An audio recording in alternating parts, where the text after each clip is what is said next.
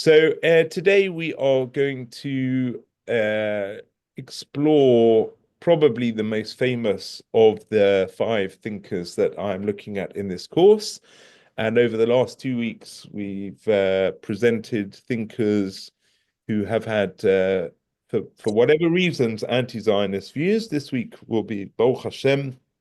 Martin Buber was a Zionist, and Buber is certainly well known. And obviously, we will spend some time trying to understand his most famous idea, the distinction between I, it, and I, thou, ich und du. And I have to say, I have taught it several times. It's not the first time I've taught his ideas. And I think this time I understood at least. Maybe that's, I don't know, I'm maturer, more humble, or I think it's deceptively simple. And I think we can understand it on a pretty straightforward level. But I think that what Martin Buber is saying to us is something very profound and not necessarily something that is so easily graspable. When we talk about I, it, I think it's really we can understand what he's talking about, and even more today than ever before. Like I said with Eric Fromm, his ideas about education are more relevant today, and I think Martin Buber's idea of I it, we'll see, we recognize it very strongly, but I thou, I think is a very very complex idea. So I'll do what I have done each week. I will give you a brief biography of his life. We'll look at his published works very briefly, and then I'll go through thematically some of his ideas. We'll talk briefly about Chassidut. We'll talk briefly about Zionism, but we'll spend most of our time trying to understand I-thou relationships. So I'm just going to share my screen.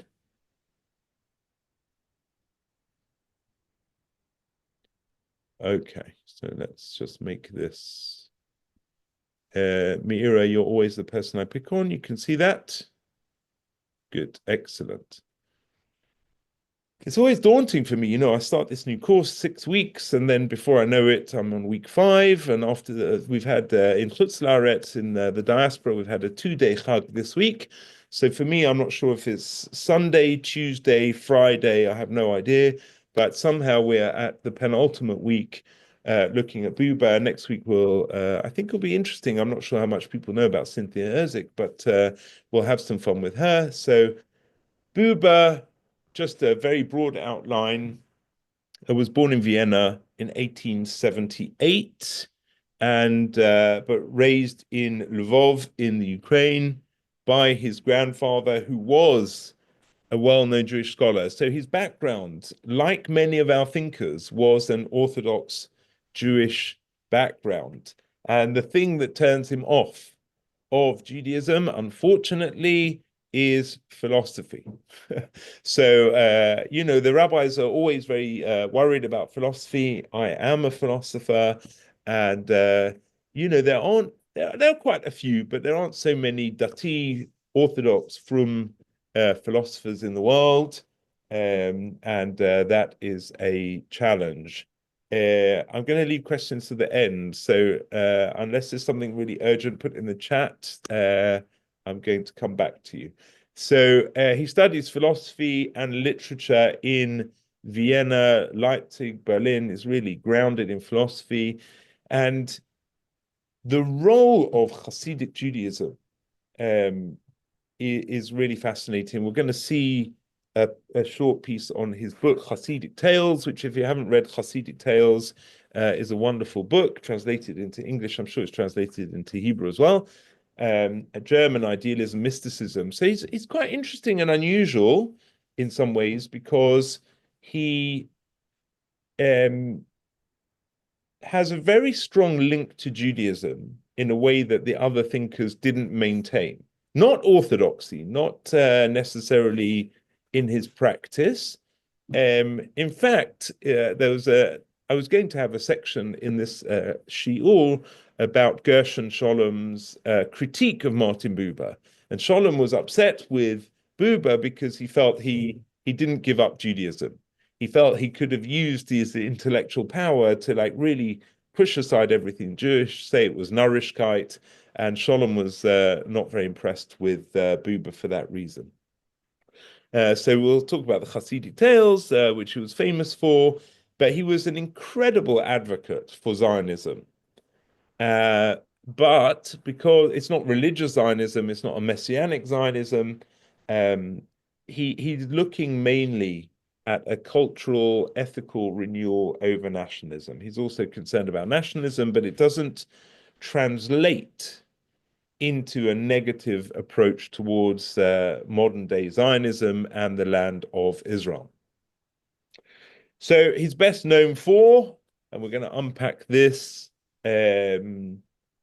He's best known for the I thou relationship. We'll try and understand it. I'm looking forward at the end. People can ask me questions, but also maybe help me to understand it. He taught at Hebrew University after moving to Palestine in 1938, and he promotes dialogue between his non-Jews, Jews and non-Jews, and Arabs and Jews later on. And he dies in 1965, a profound thinker on human relationships, ethics, and faith. It's an incredible life. He wins multiple awards. I want to share with you. I certainly can't do justice to his writing, but I have here, I created a document of his writing. Let's make this a bit bigger. Hold on. I'll make it full screen. Let's get rid of this. Okay. So these are his published works in English. I mean, I know I say it every week, but like, thank God this year I will have two published works, my first two major academic published works, and maybe after that my PhD will be a book. But I can't imagine how somebody can write. These are all in English between 1937 and 19. Well, they're published posthumously as well, but you can see all of these publications that he wrote is quite an incredible list. But obviously, we also have original writings in German, which there is a long list, an incredibly long list. And I think at the end, right, we have collected volumes, we have correspondence. What I don't have here is his list of awards, but he won about 5 or 6 major awards. So we're talking about an incredibly prolific writer, writing across several genres, and simply quite remarkable. Just getting rid of that. And so I'm going to dive in. Why, I'm nervous about it. I'm always nervous about teaching great thinkers and their key ideas because I feel a responsibility to obviously give it across to you clearly, but also I want to do justice to the thought. And I think this is not just, I think it is, I know it is a very profoundly Jewish idea, but this is an idea which I feel very strongly, it's a message for the whole world. So here we have what I call a summary, but the two ways that we as human beings can engage with the world are as follows. And I'm going to give more detail about each of these. The attitude of the I towards towards an object that is separate in itself, which we either use or experience. So we might, we're going to see when we unpack this, that Buber has a wonderful list of ways that a person can interact with a tree, right? So, and it can be any object which I use or experience, but I feel like the emphasis is more on use. And of course, the problem we have is that we treat other people as it, right? We either use them, they are of utility to me, or I experience them, right? But the key is whether I'm using something or I experience it, it is outside of me. It is separate to me, or the I. I mean, I should use I. That's I, it, in the brief. On the other hand, the I towards the thou is a relationship is not separated by discrete bounds, right? There's not like, it's not something outside of me. So we're going to try and understand this. I think it's phenomenal in terms of its beauty. In some ways, its simplicity, but I think it's not easily accessible.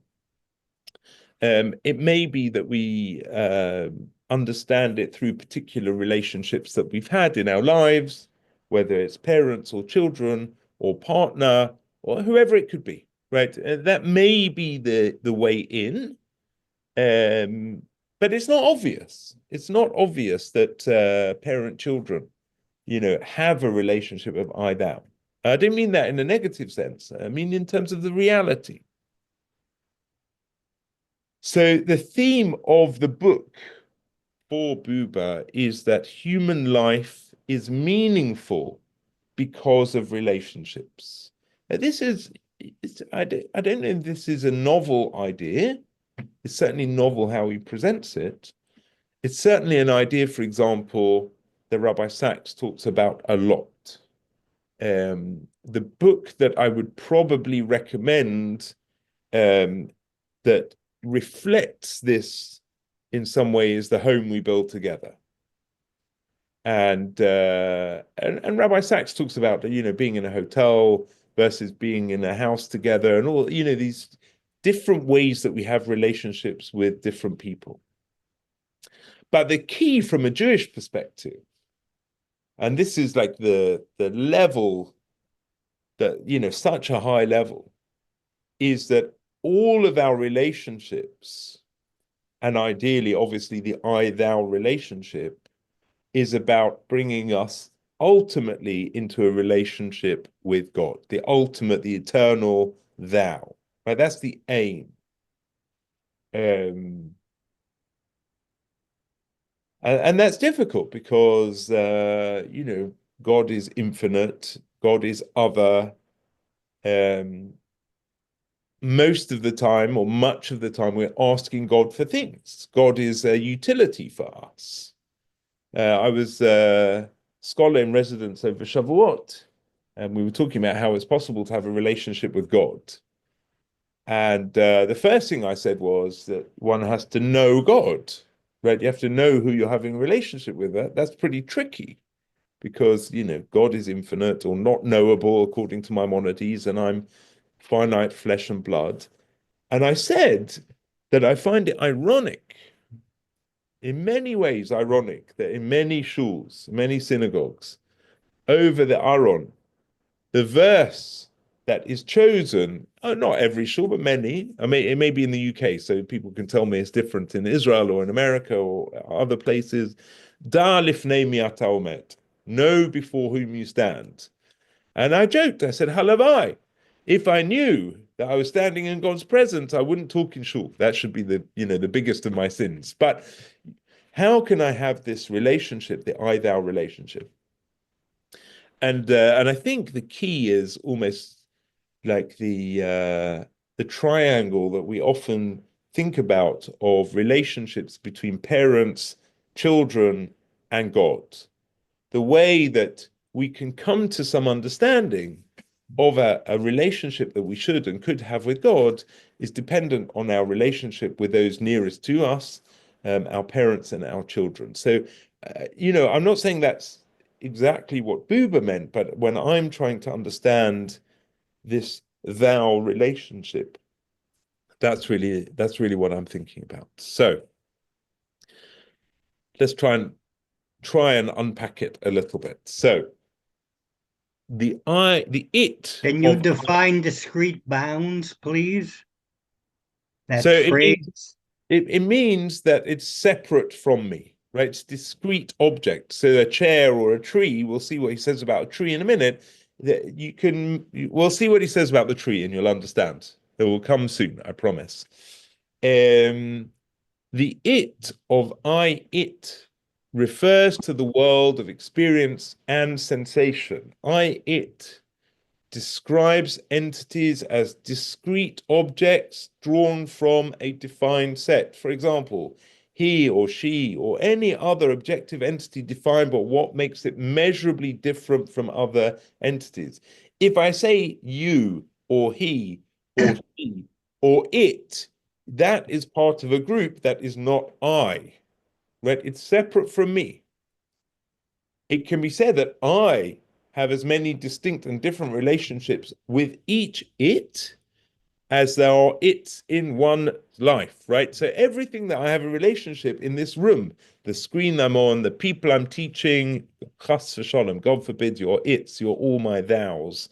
Uh, Fundamentally, it refers to the world as we experience it, something outside of me, something I see, hear, and primarily something I use, right? It's something that I experience, whatever that utility is. And Buber puts it beautifully because he gives us a list of 5 ways that we can experience. Experience is a broad word here. 5 ways in which we can experience a tree. And obviously, the tree is just an example. It's not the paradigm case. It's not the best. It's just one example of how we are to understand the I-it relationship. And these are the 5 separate relations that we can have, right?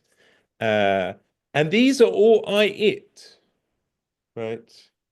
And I think when we apply this to everything in life, we can see that everything that I have a relationship with, which is an I-it relationship, has one or more of these potential relations. So the first is looking at the tree as a picture with the color and detail through the aesthetic perception. Right, I walked in my garden. I mean, it's really raining here in London at the moment. We had like one day of sunshine. That was our summer. We're back now into autumnal weather. But I go around. I'm not going to use a tree. We have a white rose bush. I was amazed by it. But I really was amazed by it because it was a gift from my parents-in-law on my wife and my 25th wedding anniversary. And that was 5 years ago. And it went from one little thing to now we have like a whole load of white roses. Ma rabu ma'asecha, how wondrous are your deeds, God. But I look at it as an aesthetic, joyful, pleasurable color, detail, leaves, roses. That's the first one. Secondly, we can identify the tree as movement. The movement includes the flow of juices through the veins of the tree, the breathing of the leaves, the roots sucking up the water, the never-ending activities between the tree, the earth, the air, and the growth of the tree.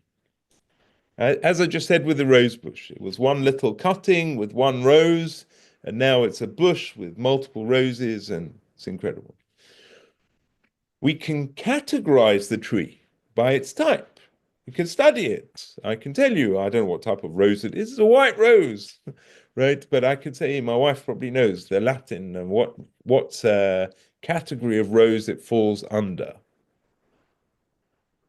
Exercising the ability to look at something from a different perspective. I can subdue its actual presence and form so sternly that I recognize it only as an expression of law, right? I can look at it not as a rose bush, but as part of nature or a chemical reaction or a biological reality. Or I can interpret the experience in mathematical terms. Right? I'm not a mathematician. But I know people, they look at the world and see formulae. I don't do that, but it's possible.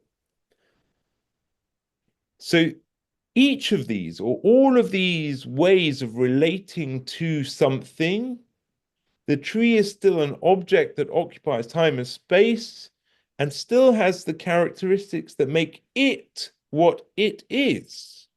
So there's something missing. It's all about my experience of the tree. It is separate from me, and these five relationships are all separate from the tree itself. I mean, I don't want to say, I was thinking if there is, maybe there's an overlap here, right, with Eric Fromm's having and being, right? All of these five are like having, right? I am somehow interacting and putting myself onto the other thing, the it. And maybe the I thou, kiviyachol, if it's possible, I don't know. The I thou is something like Eric Fromm's being. Okay. So I think that's pretty clear, right? It, something outside of me, I treat as my experience of it, and it loses its own thing, what it is in reality. And I think that's okay. I understand that. And I think that's very much where we are today in the 21st century, in the world of consumerism and everything, what is good for me. But obviously, we know already that Buber has a different idea about the ideal relationship. Because obviously, that first line is sort of quite tricky. The word pair, I, thou describes the world of relations, right? The I, it is not really a relationship. It's me like getting something out of something. The I in the I, thou does not objectify any it, but rather acknowledges a living relationship. And that's fundamentally the bottom line. I don't objectify the subject. I thou relationships are sustained in the spirit and mind of an I for however long the feeling or idea of relationship is the dominant mode of perception. While I am in the mode of a relationship with that, I don't want to say thing or other thing. Whilst this relationship exists, there is an I thou relationship.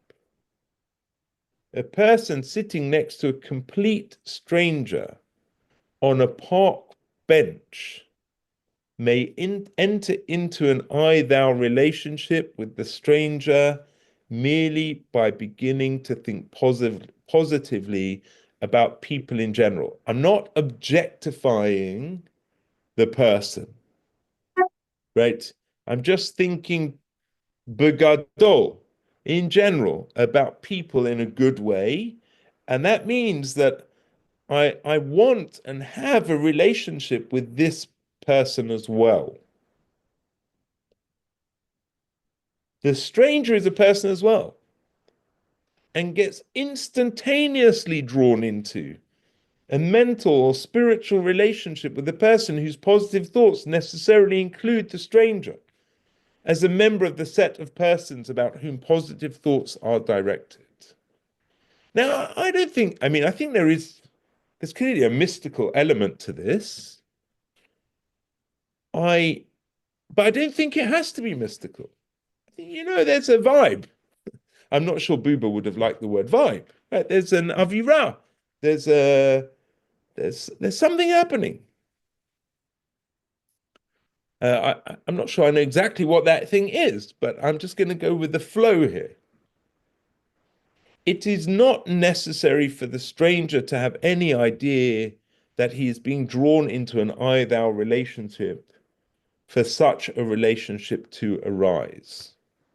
But what is crucial to understand is the word pair I thou can refer to a tree, the sky, the park bench itself, as much as to two people. The essential character of I thou is the abandonment of the world of sensation, the melting of the between, so that the relationship with another I is foremost. Now, I'm going to just pause because there's a lot there, right? But it's not about utility, it's not about other, it's about forming a relationship, not with a particular. Um, I think it's a good example, not necessarily of I thou, because it's really possibly an I it thing. But a couple of years ago, I was in Israel for a retreat event, and for the Rabbi Sachs scholars, we were the first cohort. And on the Friday morning, we went to a forest, uh, and there's a small area of forest dedicated to Rabbi Sachs. And we were with somebody who teaches preparing for prayer. He's a Talmud, a student of Dov Zinger. If any of you have heard of Dov Zinger, Tikkun Tfilati, he wrote a book in Hebrew translated into English about preparing for prayer. And he talked about when we talk to God, when you say the words Baruch Atah Hashem, blessed are you, God, right? We're really having a conversation where we're really talking to God. And it was a little bit like not my thing. And I went in quite skeptical. And we davened, we prayed the morning prayer, Shacharit, and then we did an exercise which was phenomenally interesting. We split off into pairs. Each person told the other person a problem they were having. It didn't have to be like a deep, profound life problem, but it could be. I happened to be with my best friend and Chavruta, my study partner, and I told him something I was dealing with, and then he prayed quietly for me. This was the exercise we were doing. I was quiet, and he prayed silently for me. And there was something deeply profound. I can't tell you what or how or why, about knowing that I was being prayed for at that moment by somebody. And although it's a bit it because there's utility and use and experience all in there, I feel like I got a little bit of, I was just in this positive relationship with my friend and God. Right? I can't explain to you, I'm not saying I had some sort of weird mystical experience. That's not what I'm saying. But there was a different quality of the experience at that moment when I was being prayed for. Okay. Um, so let's see how Buber translates this idea of a relationship to God. If we can imagine such a thing. So, if thou is used in the context of an encounter with a human being, then that human being is no longer he, she, or bound by anything. Right? They're not physical, they're not tall, short, the categories all go away. You do not experience the human being, rather, you can only relate to him or her in the sacredness of the I thou relation. I mean, this next line is really, in some ways, is so beautiful, it's so easy, but the I thou relationship cannot be explained, it simply is. Um, and I can only speak from personal experience, right? As I said, I've been married soon, 30 years. I don't think of my wife as tall, short, pretty. Categories don't apply to my relationship with her anymore. I don't mean that in a negative way. I mean it in an absolutely positive way. I have this phenomenal relationship with my wife, right? And I think we can apply it. I hope we can apply it. I use parents carefully because I think children are in an I-it relationship in some ways with their parents for a long time. They depend on their parents for food and clothing and heat and water and all of these things. And I'm still paying rent for my grown-up children in various places in the world. It's okay. But there's clearly another relationship, which is the I of thou relationship, where I'm not a man or I'm not even daddy. I'm just that person, my children, hopefully, my children are in a relationship with me. And I can't explain it. I hope we all have it with one or more or a few people in our lives. And I think people who have had it, I'm sure we all have. Um, but the key is it's a relationship that goes beyond any sort of categorization or explanation or experience. It just is.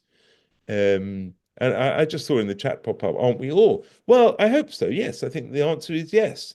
But the challenge then is, and this may not be true in reality, the Buber suggests nothing can intervene in the I-thou relationship. I think we have to be careful and say nothing can intervene in the I-thou relationship when it's an I-thou relationship. If relationships break down and become I-it, then they fail. So if a husband and wife love each other for many years and then divorce, the divorce is not because they're in an I-thou relationship. They've stopped the I-thou relationship. They're now in an I-it relationship, right? And something of the experience has failed. I-thou is not a means to some object or goal, but a definitive relationship involving the whole being of each subject. Like the I-thou relation, love is a subject-to-subject relation. Love is not a relation of subject to object, but rather a relation in which both members in the relationship are subjects and share the unity of being. I think we understand that. We can understand what Buber means there. But then the question is, and fundamental to our understanding of Buber, because whilst this is key, it's not as key unless it reaches the level of where I have this relationship with God. The ultimate thou is God. In the I-thou relation, there are no barriers. We said that. This enables us to relate directly to God. God is ever present in human consciousness, in music, literature, culture. Inevitably, thou is addressed as it, and the relation becomes the being of the I-thou relation. God is now spoken to directly, not spoken about. This is probably what philosophers get in so much trouble about, right? And I think is really important, because if the basis of your relationship with God is, the middle brachot, the blessings of the silent standing prayer, which are all bakashot, they're all questions, and that's all your relationship is, then that's an I-it relation. But if you're asking God, if you could say to God the first three brachot, the first three blessings, which are shevach, which are praise, and hoda'ah at the end, the thanksgiving, if it's just a relationship, I am in a relationship with God, then that's the I-thou relationship. For Buber, there's no world that disconnects one from God, a world of it alone, when I-thou guides one's actions. When I-thou guides one's actions, when you want to be in a relationship, then that's something that is strong. One who truly meets the world goes out also to God. God is the worldwide relation to all relations. But it's really fascinating, because in some ways, I know that we maybe when we read Buber, we see that God is like the pinnacle, that all other relations, I-thou relations, lead to, our relationship with God. But it could be read here that really the relationship that I have with God, which is an I-thou relationship, is what enables me to have those relationships with other people. I know I've spent exactly 20 minutes on the I-thou relationship, and that's doing a great injustice, but I think there are more questions than answers maybe, but it is a fair introduction to the subject, and that's all we can do. And I want to make sure that we get through the other areas of his thought, which are equally, if not more interesting, and then leave a few minutes for questions. So, Chassidut. Mordechai Kaplan says, Hasidism had provided Buber with the main fuel, so to speak, for the flame of his Jewishness, which was sparked by Zionism. I mean, that's just a beautiful idea that the Buber was inspired by the Hasidism, Zionism by itself lacked substance. Buber felt the Jewish religious tradition is the indispensable means of achieving that inner transformation of the Jewish people, both individually and communally, without which the outer transformation which Zionism has been fostered is less than half the task. And in the beginning, I said that the cultural side of Zionism is what Buber was most interested in. And if you've ever read any Hasidic stories, you know, the kind of, I mean, in London at the moment, last year I was very privileged to see Fiddler on the Roof in the open air theatre in Regent's Park. And it was an incredible production. It was out in the outdoor theatre, and as the sun was setting, they were singing Sunrise, Sunset. It was just so moving. And the whole thing was set in sort of hayfields. And I think every time I see Fiddler, I'm amazed by how the second half is so depressing. It really is depressing. But there's such the music, the story, the we've got the existential angst of Tevye. We've got families breaking down and assimilation and marrying out, and all of these things, right? Hasidic tales about, you know, the life, the love, the relationship with God. I mean, you know, when I was sitting there watching it, I was thinking about Tevye. Um, when he's talking to God, I mean, for me, it's like a bit of an I-thou relationship. He says to God, um, is it too much? I want to learn all day. I want to chair. I want to sit at the Western Wall and learn Torah all day. But he's not. I mean, they're obviously from a traditional background, but he's not a learned man. But the Hasidic tale brings out so much of for Buber the substance, and we need that deep culture within Zionism in order to make it meaningful. And as I say, Hasidic tales by Buber is a wonderful collection. From the teachings and lives of Hasidic masters in Eastern Europe from the 18th and 19th centuries, and he was deeply inspired by the spiritual depth, human warmth, and he wanted to present these tales not just as folklore, but a profound religious and existential worldview. And you would imagine, I mean, you know, the stories are about joy in worship, devotion to God, humility, compassion, the importance of the tzaddik, um, everything that you would imagine from Hasidic tales. And Buber uses them to illustrate his own philosophy of dialogue and presence, right? Relationships. Hasidic spirituality fosters direct, heartfelt connection between people, between the human and the divine. His storytelling preserves the mystical vitality and ethical sensitivity of Hasidism. It's accessible to modern readers and for sure as important today as it ever was. So it's a wonderful way, actually, for Buber to express his ethical, moral philosophy through traditional tales that express so much of what he wants to achieve. So, I mean, there's so many ways to talk about Zionism and Buber, but I love this. I don't know if anyone's aware of this. Gandhi, in 1939, wrote or remarked that Palestine belongs to the Arabs in the same sense that England belongs to the English. It is wrong and inhuman to impose Jews on the Arabs. Why should they not, like other peoples on earth, make that country home where they are born and earn their livelihood? Right, that was Gandhi. Buber penned an open letter to Gandhi saying that he hoped for a peaceful coexistence between Jews and Arabs in Israel, setting up his stance as a proponent of binationalism later on. Now, obviously, you know, I don't want to get into the politics and how people feel about two-state solutions, and you know, it's in a time and a place. But he framed the letter with saying that he belongs to a group of people, implying that his views are shared by others. This is Buber. Buber was certain that peace between Jews and Arabs would be unusual and unprecedented, but not impossible. I mean, you know, he's not here to tell us now what he would think. He also believes that no objective judgment can be made over which side is just. Both Arabs and Jews have claims that must be reconciled.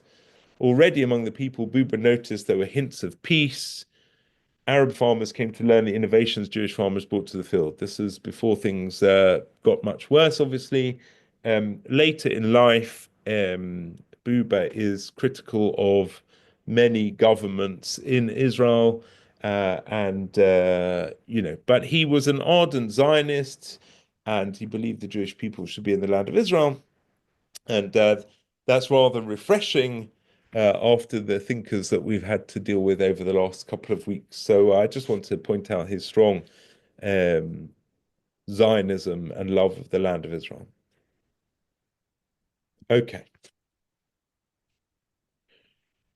This could be a whole lecture in itself, actually. I don't know how many of you are aware that Buber, along with Rosenzweig, did a German translation of the Bible, the Schrift, which aimed to capture the biblical sense of every word. I'm not a German speaker or scholar, but many people say this was the finest translation of the Bible, certainly into German, but a really incredible work. It began in 1925 and took until completion by Buber in 1961, and it wanted to recast the German language on the model of biblical Hebrew to reproduce the spoken quality, structure, poetic devices of the original text.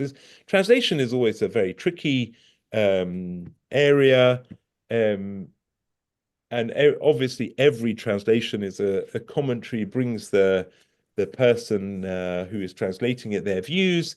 So I'm currently teaching and learning my way through this. I actually just happen to have it on my desk.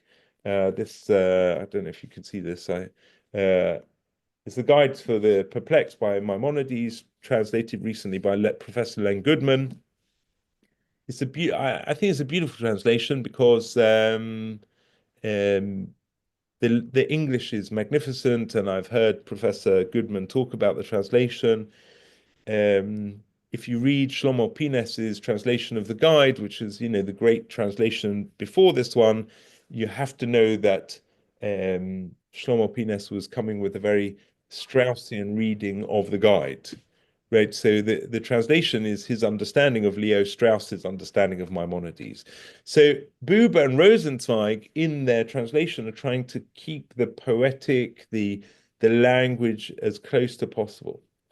It was a philosophical and linguistic undertaking that aimed to reconnect German Jews to their tradition and faith. Right? I mean, Buber, this non-religious Jew wants to make sure that German Jews can connect with their tradition, are still, able to get to access their texts. In 1961, Gershon Scholem gave a speech in Jerusalem on the occasion of the completion of this translation. Scholem explained the translation was intended as a gift for German Jews, yet due to historical tragedy, the Jews for whom you undertook this translation are no longer alive, and those among their children who escaped this catastrophe no longer read German. It's a tragic sort of postscript to a project that took 36 years.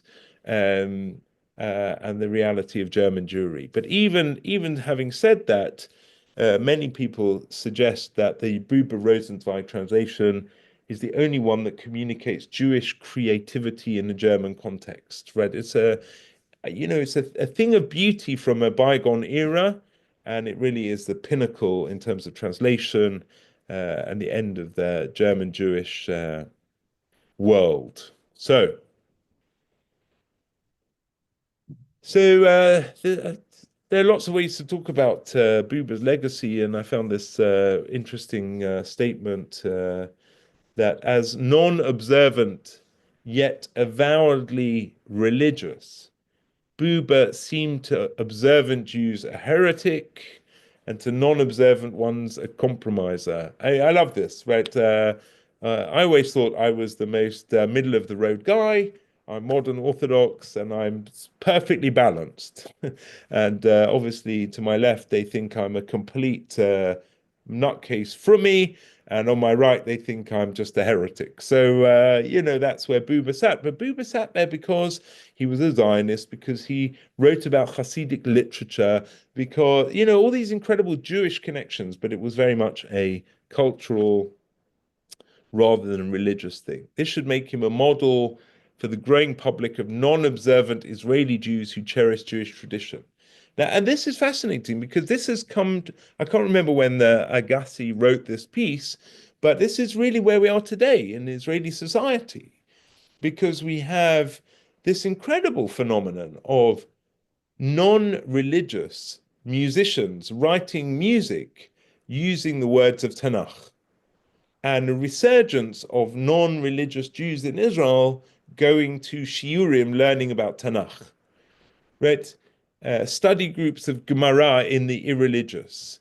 So, Buber seems like a complete outlier, maybe in the 1930s, 40s, 50s, but in the 21st century, actually, he's a model in some ways for a very large part of the modern Israeli population.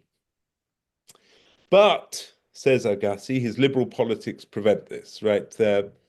Any way one looks at him, he seems to have been one step ahead of the crowd. Morally, this may be an asset, politically is not, right? So he doesn't, his legacy is certainly not a political legacy, but his legacy is nonetheless, I think, absolutely fascinating. And I thought I would end. I have one more slide introducing next week, but I will take questions from people from I and Thou, which may help us understand and may not. That you need God more than anything. You know at all times in your heart. But don't you know also that God needs you in the fullness of his eternity? You. How would man exist if God did not need him? And how would you exist? You need God in order to be, and God needs you for that which is the meaning of your life. It's just this brilliantly beautiful, profound idea of the needs of the relationships. I often joke at this stage of teaching something like that one of my favorite Jewish books of all time, which is not a Jewish book at all. I don't know if any of you have read any of Terry Pratchett's novels, the Discworld novels. He wrote fantasy, and he wrote a book called Small Gods, which I recommend to everyone. If it's fantasy is not your thing, don't read it. But Small Gods, and Small Gods, he's talking about gods who have fallen out of favor, and people are starting not to believe in literally small gods, small religions. And as such, the gods are worried that they are going to disappear. They rely on their adherents to follow them, right? But that's an I-it relationship, right? That's just purely they want their sacrifices and their prayers. And I think that I know that Buber is saying something much more profound here, that there's something deep and meaningful about the relationship that we have with God and God has with us. And that's really a beautiful way to end Buber. And just before I take questions, I just want to lead into, because it's so beautiful how Cynthia Ozick says this: when two people relate to each other authentically and humanly, she doesn't use the language I thou, but it sounds like it. God is the electricity that surges between them. I mean, we'll have to try and understand what she means with that, but she's also very interested in authentic human relationships. And please God, next week, the last week, we'll look much more into the writing of Cynthia Erzik. Okay, so Nazar has got a hand up, so I'm going to go first there. Yes, thank you for taking my question. Yeah, quick note about your first slide. It has Lvov as the city where Buber spent his childhood with his grandfather Solomon. Well, that's incorrect. I put a small paragraph into the chat. Oh. Please don't make that mistake anymore. That's important, especially in light of Buber's German translation of the Bible, of the Tanakh. But my question, it's a small thing if you don't understand these intricacies, but that's very easily correctable. The name of the city was Lemberg at that time, in Yiddish or in German. the official language of the Habsburg Empire, language, Buber obviously used and knew very well. My question is how his childhood in the city of rich Jewish heritage, Lemberg, Lviv, influenced him. Do you have any insight on that? I'm just going to say no is the simple answer. I would like to know more, but no, not al regel achat. But thank you for your correction. And maybe for the next time I teach this, not only will I make that correction, but I'll look more into his childhood. That was an easy one because I just said no. I'm going through the chat and I'm just going to see if there's anything I need to deal with.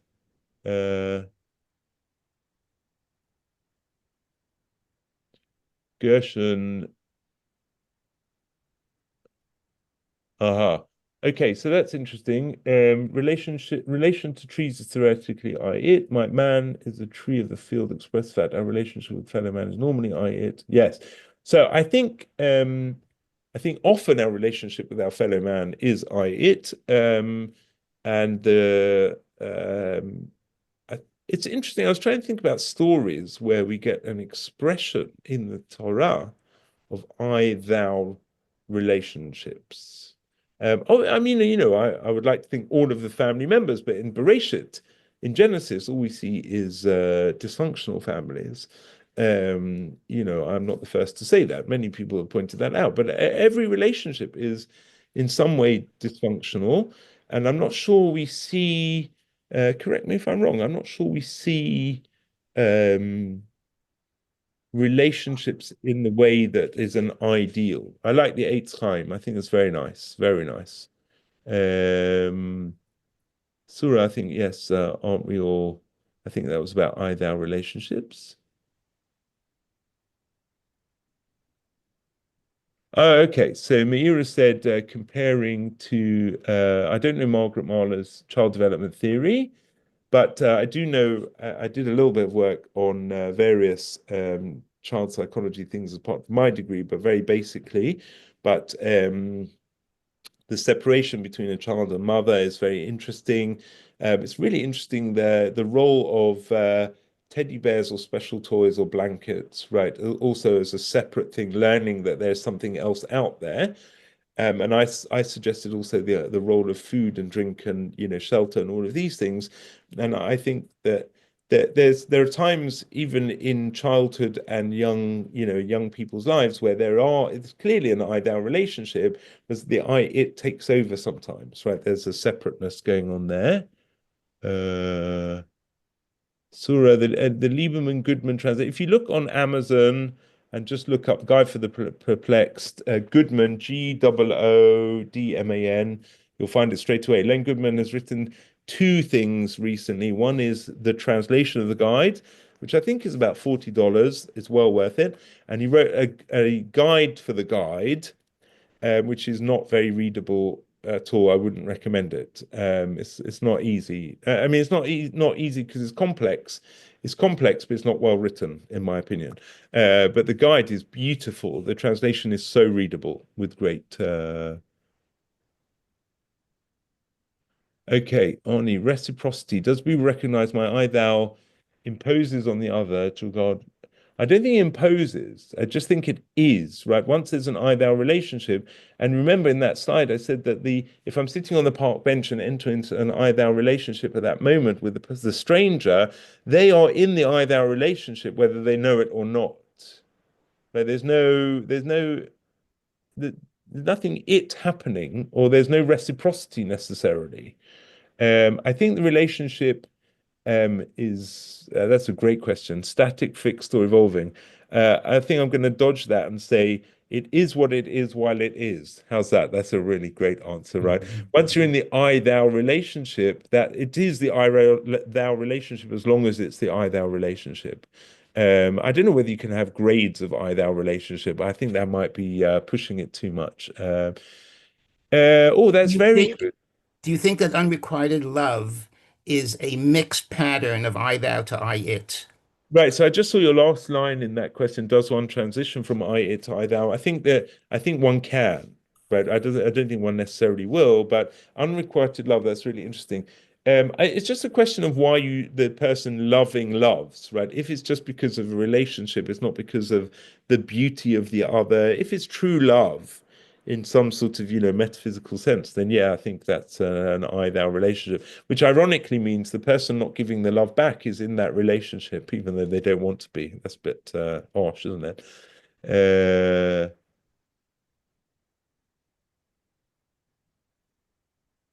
Okay, Naomi, this is good. This is interesting. Goes a bit to the heart of, I suppose, my project here. I don't understand why non-Orthodox Jews' interest in our text is surprising. I agree, although it depends on what the non-Orthodox person's viewpoint is, right? If they are anti, then why would they be interested, right? If they left Orthodoxy, they grew up Orthodox and they're now atheists, they don't believe in God, why should they be interested in Jewish texts per se? Why should they be interested in the culture of Judaism? And you're absolutely right, the texts are not owned by the Orthodox, but I never suggested that. And Orthodoxy is correct, one expression of Judaism. I agree with everything you say, but I said that then I think what I said towards the end, which is an interesting phenomenon of the 21st century, of non-Orthodox, even more interest in the text and using it as a strong cultural basis for their ideas, and that's what Buber was. I don't think we're disagreeing. I think you may not have heard what I meant to say. That's how listen to what I mean and not what I say. I think that's the way to say it. Right, okay, Herb, all the great stories of non-kosher restaurants becoming kosher. Yeah, so that's really, that's interesting. A move towards any sort of orthoprax is interesting, but that happens often in Jewish history. Oh, Mode ani lefanecha. I like that. I thou is very good, very nice. Okay, asking about other people's names, they don't have to answer, but that's okay. Okay, so Arnie, and this is going to be the last question I deal with, asks a really good question. I don't think Buber needs to explain Hester Panim. I think Hester Panim is God's being hidden from us, taking herself outside of history. I think, I don't know this for sure, but for Buber, God is transcendent, but that doesn't limit the ability to have an I-thou relationship, right? I think that, in some ways, I taught over Shavuot. If people need to go at 7 o'clock, they can go. I'll leave you with this idea, which was linked to Shavuot and maybe answers the question of Hester Panim a little bit. The Talmud in Shabbat Peichet Amud Aleph 88a tells a strange story that God lifted the mountain up over the Jewish people like a barrel, Har Kigigit. It's a peculiar story because we apparently said Na'aseh v'nishma. We opened our arms and we accepted the Torah willingly. The Gemara there, the Talmud there says this is a great question against the Jewish people accepting the Torah. It looks like we were coerced. And the Gemara's answer is very peculiar. The Gemara says, it's okay, you're right, it's a good question. But Kimu v'kiblu ha'Yehudim, in the time of Purim, we accepted the Torah. I always found this a very bizarre answer. But I tell you what I think the answer is. One answer, not the answer. One answer, I think, is that when God speaks to the Jewish people, Anochi, one word, let's just say he said one word, Anochi, I am the Lord your God, they knew 100% God existed and they lost their free will. They knew God existed, there was no doubt. So if God is absolutely here now, right, we lose our free will. I mean, whether we become subsumed into God, I think God just becomes this, presence. It's like it can only be an I-it relationship at that moment. Why is Purim the time we accept the Torah? Because God is most absent in the Megillah. The only Megillah where God is not mentioned. 24 books of Tanakh, Some commentators say that when we read the word melech, it means God, but God's name is absent. And at the end, we say kimu v'kiblu. When God is furthest away and we accept the Torah, we express our free will most dramatically. Right? And that, having a relationship with the transcendent God, can only be an I-thou relationship. Right? For Buber, that's the ideal and the pinnacle. Okay, I am formally ending, but not going, because I can see that one of my, favorite interlocutors is waiting to say something to me. Dorit. No, I liked your last thing, that you said. I thought it was really a nice closure. Beautiful. Oh Hashem. Okay. Let me do a few more things came up in there. Okay. So listen, everyone, it's Thursday night, so I can definitely say Shabbat Shalom. Have a wonderful weekend, whatever you're doing. I'm looking forward. I'm not looking forward to our last class because then I have to say goodbye. So I'm looking forward to our class next week, please God. Yeah, it was a beautiful class. Thank you. Thank you very much. Thank you. Yo, Shabbat Shalom. Shabbat Shalom. Bye, everyone.